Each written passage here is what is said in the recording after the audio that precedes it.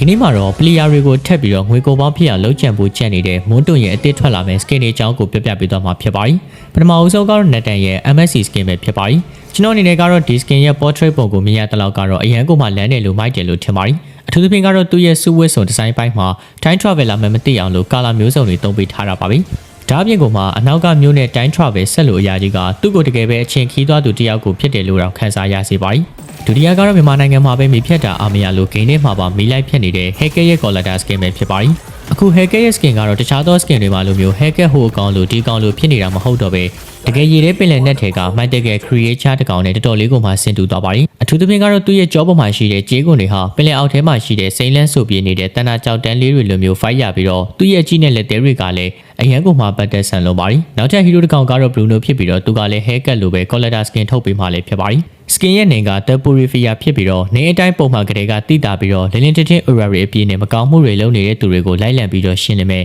Heaven ရဲ့စစ်တီတော်တယောက်ပုံစံပေါ်နေပြီးတော့ဘောလုံးရဲ့နေရာမှာလည်း monster အကောင်စံတကောင်လေးကိုပြောင်းသွားတာကမြင်ရတာကတော့တခြား skin တွေနဲ့မတူဘဲနဲ့ unique ဖြစ်တဲ့အချက်လို့တော့ထင်စီပါတယ်။နောက်တစ်ကောင်ကတော့အခုချိန်မှာ advanced server တွေမှာမတာတွေကနေကိုထုတ်လိုက်သွင်းလိုက်လုပ်နေတဲ့လောင်ကြီးပဲဖြစ်ပါတယ်။လောင်ရဲ့ skin တွေကတော့ sneaky ဖြစ်ပြီးတော့ create skin တခုဖြစ်ကိုမှထွက်ရှိလာတော့မှလည်းဖြစ်ပါတယ်။ create skin ဆိုတဲ့အတိုင်း character design effect တွေကတော့အရင်ကမှလှပမှဖြစ်ပြီးတော့အခုထွက်ရှိလာတဲ့ portrait ပုံစံကိုကြည့်ရတဲ့လောက်ကလည်းလာနဲ့သမီးလို့ပင်လယ်နဲ့သမီးလို့ vibe ကိုအပြည့်အဝကိုမှခန်းစားရစေပါတယ်။နောက်ထပ်တစ်ခုကတော့ကိုကျုံးနိုင်ဖြစ်တဲ့ Johat ဖြစ်ပြီးတော့ All-Star Event မှာ Proto Guardian skin ဖြစ်ကိုမှထွက်ရှိလာမှလည်းဖြစ်ပါတယ်။ skin ရဲ့ animation တွေကိုကြည့်ရတဲ့လောက်ကတော့ Dinosaur တင်းရဲ့ vibe ကိုမှတော်တော်လေးကိုမှရှာပါတယ်။ Dinosaur စက်ရုံကြီးရဲ့ design ကလည်းတော်တော်လေးကိုမှအဆင်ပြေပြီးတော့ Illy လေးရဲ့ပုံစံကလည်းအပြည့်ကင်းစင်တဲ့ကလေးတယောက်လိုပါပဲ။ Johat skin အခု skin ဟာလည်း painted skin တခုပါ။တခါလေးကိုထွက်ရှိလာမှဖြစ်ပြီးတော့ဒီ skin မှာတော့အယောင်ပြောင်းသွားရုံကလွှဲရင်ကျန်တာကတော့အကုန်လုံးက Shaker skin နဲ့အကုန်တူတူပါပဲ။နောက်ထပ်တစ်ကောင်ကတော့တစ်ကောင်တည်းဆိုရင်ခွေးဖြစ်ပြီးတော့ခွေးဘက်မှာကျန်တဲ့ All-Star Event မှာပိုပိုအန်ကူပါရဲ့ free ရမယ် skin တခုဖြစ်လာမယ်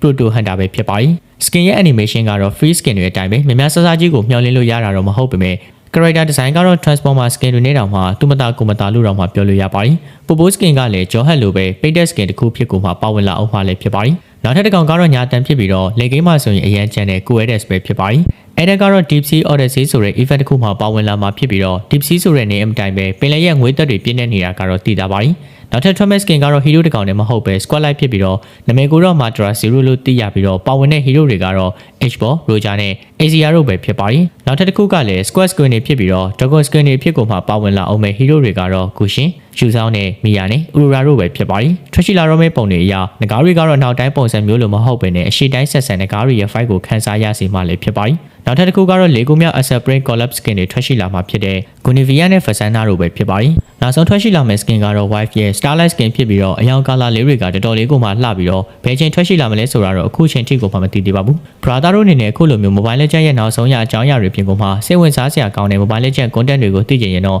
ကျွန်တော်တို့ရဲ့ channel လေးကိုလည်း like and subscribe လေးတွေပြုလုပ်ပေးခဲ့ကြပါဦးနော်။အားလုံးကိုကျေးဇူးတင်ပါတယ်။